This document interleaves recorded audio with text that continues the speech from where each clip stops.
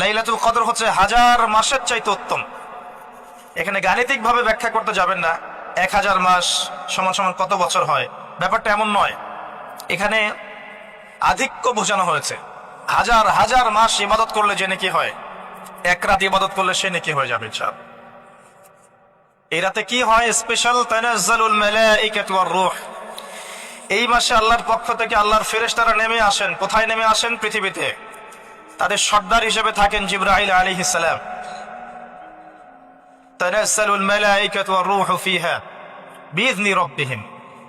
আল্লাহর রবের আদেশে তারা এই কাজটা করেন।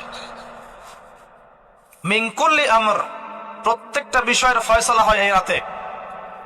আপনার আমার তাকদীর লিখা হয়েছে আসমান জমিন সৃষ্টির 50,000 বছর আগে।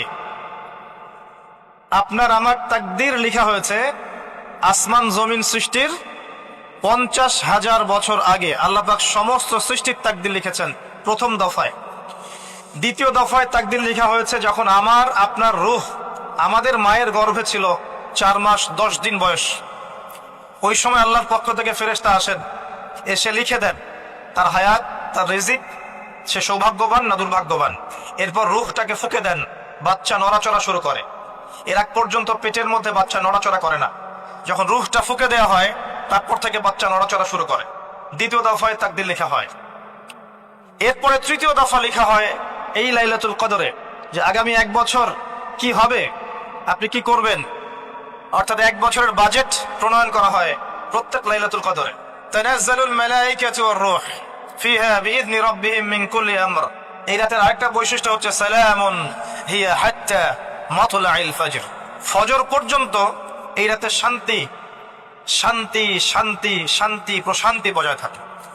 এই রাতে আপনি যে দোয়া করবেন, যে কোনো দোয়াই করবেন, যদি আপনার রিজিকটা হালাল হয় ইনশাআল্লাহ কবুল হয়ে যাবে যে কোনো দোয়া। এই রাতে যারা ইবাদত করে দাঁড়িয়ে দাঁড়িয়ে, তাদের চতুর্দিকে ফেরেশতারা সমবেত হন, তাদের দোয়ায় তারা শরীক হন, তাদের জন্য দোয়া করতে থাকেন। ঠিক তখনই দেখবেন মুমিন বান্দার চোখ দিয়ে টপ টপ করে পানি পড়া শুরু হয়েছে। আপনি ফিল করতে পারবেন যে আপনার দোয়া আল্লাহ কবুল করছেন। এই রাতের ইবাদতকে 1000 মাস দিয়ে গুণ করলেও কখনো সমান হবে না। একটা রাত ইবাদত করলে আপনি হাজার হাজার মাসের নেকি পাচ্ছেন। এই সুযোগটাকে ছেড়ে দেওয়া যায়? কবে এই রাত স্পেসিফিকলি বলা যাবে না, 27 তারিখেই স্পেসিফিকলি বলা যাবে না যে 21-এর রাতেই, 23-এর রাতেই বা 25-এর রাতেই, নির্দিষ্ট করে বলার কোনো সুযোগ নাই। নবী সাল্লাল্লাহু আলাইহি ওয়াসাল্লাম লাইলাতুল কদর পেয়েছেন এবং ওই রাতে বৃষ্টি হচ্ছিল। তিনি সিজদা করছেন, তার কপালের মধ্যে মসজিদে নববীর যে মাটি আছে এই মাটির কাদা লেগেছিল। নবী করিম সাল্লাল্লাহু আলাইহি ওয়াসাল্লাম বলেছেন লাইলাতুল কদর আমি পেয়েছি, কপালে কাদা মাটি ছিল, বৃষ্টি হচ্ছিল। তার মানে ওই রাতে বৃষ্টি হতে পারে, ওই রাতে বৃষ্টি হতে পারে। লাইলাতুল কদরের আলামত রাতের বেলা বৃষ্টি হতে পারে। বৃষ্টি হয়েছে, তিনি নামাজ পড়েছেন, কপালের মধ্যে কাদা লেগেছিল, তিনি বের হয়েছেন, সাহাবীদেরকে বলবেন কোন রাতটা লাইলাতুল কদর, আজকের রাতটা লাইলাতুল কদর, এটা বলতে বের হয়েছে। বের হয়ে দেখছেন দুজন মুসলিম আপোষে ঝগড়া করছে। লিসেন টু মি, দুজন মুসলিম আপোষে ঝগড়া করছে। আমরা বলি না যে মুসলিমদের মাঝে ইখতিলাফ গুলো রহমত, আমরা বলি না? দুজন মুসলিম আপোষে ঝগড়া করছে। এই কাজটার কারণে আল্লাহ রাব্বুল আলামিন নবী সাল্লাল্লাহু আলাইহি ওয়াসাল্লামের হৃদয় থেকে এই কথাটাকে তুলে নিলেন। তিনি আর বললেন না এক্স্যাক্টলি কোন রাতে লাইলাতুল কদর ছিল, তিনি বলতেই বেরিয়েছিলেন যে কোন রাতে লাইলাতুল কদর ছিল।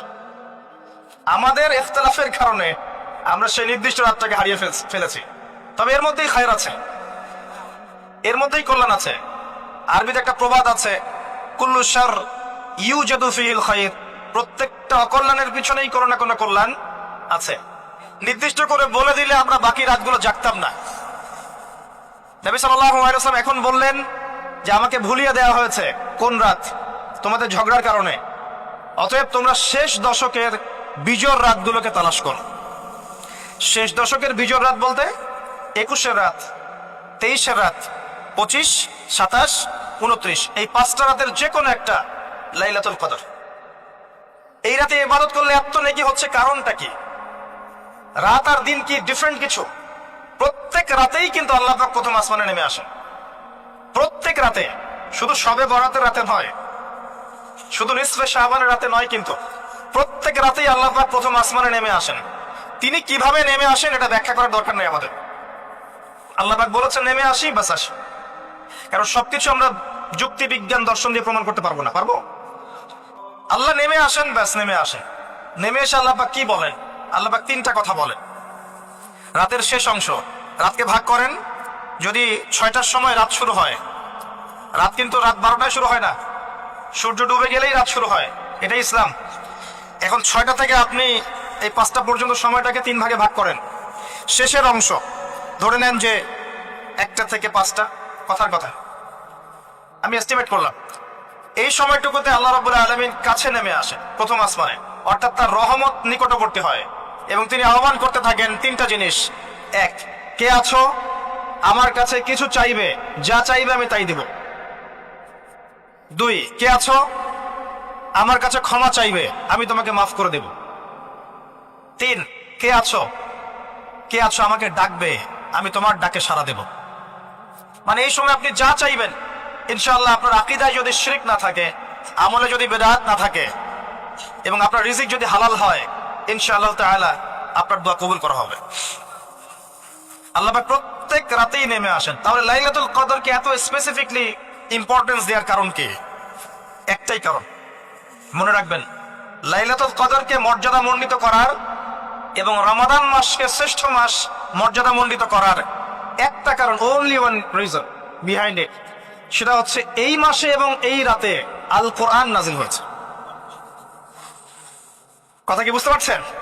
কোরআন নাজিলের কারণেই এই মাসটা মহামান্বিত, কোরআন নাজিলের কারণেই এই রাতটা সম্মানিত।